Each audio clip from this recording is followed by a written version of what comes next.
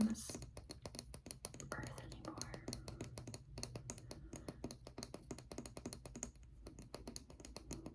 But don't worry, I'm not sad about it. We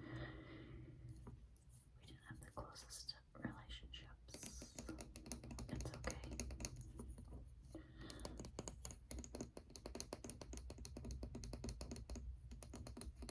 But he died pretty young. He was only 69. He had polio when he was a kid, and then when he got older, around 40, it came back because he had it before the vaccinations came about, and then he got it after he had it. But once you have that, it stays in your blood, in your body, sometimes dormant, and sometimes it doesn't ever come back, but his did. And so he started deteriorating from the age of 40 on to 69, and just got progressively worse because polio eats away at your muscles. So it's pretty sad, but what I can say about my dad is I wish he was stronger. I wish he was a stronger person in life. Without going into a lot of details, a stepmother basically kind of controlled him. So he didn't see us as much, and we didn't want to see him as much because of her as well. So I wish he would have picked a different person to be with and not have done what he did to my mom. So my dad cheated on my mom when she was pregnant with my little sister, and me and my brother were just little kids. I was like 6, 7, and my brother was only like 3.5, 4, and then my mom was pregnant with my sister, and she had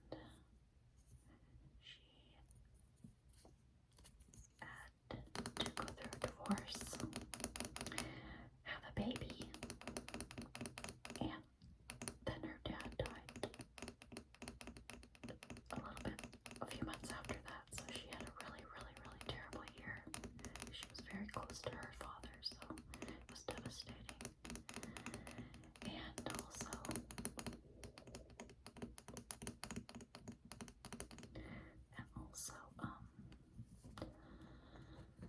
she had to go back to work and raise 3 kids by herself because my dad did not help out very much. I wasn't expecting to tell you all this stuff while I was showing you this little tiny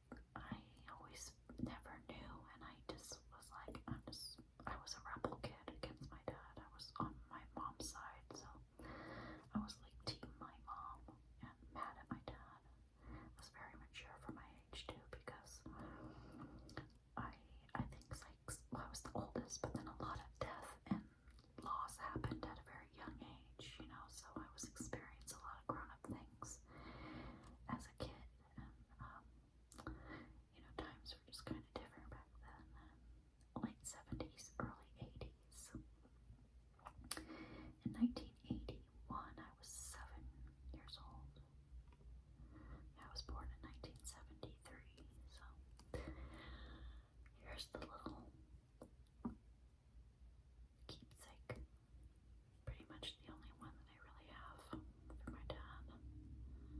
And some pictures, but that's pretty much all I have is wedding ring, and that's it.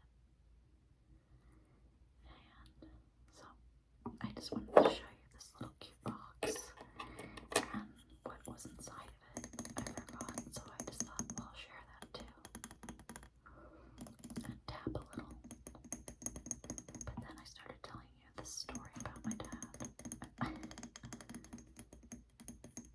hope it wasn't too triggering or boring or annoying.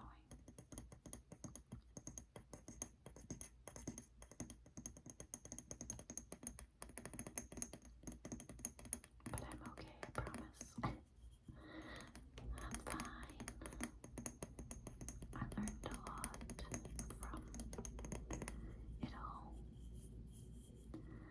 And I love my mom even more, you know, because she's super mom.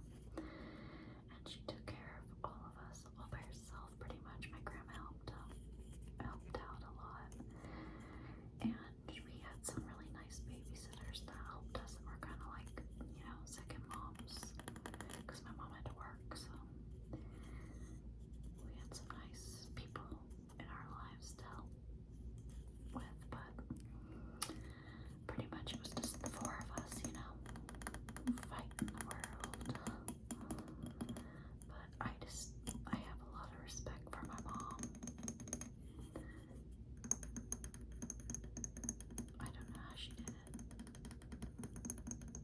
We didn't have a lot of money, but we never really went without, you know. We should find a way. And I understood, so I didn't ask her a lot, you know.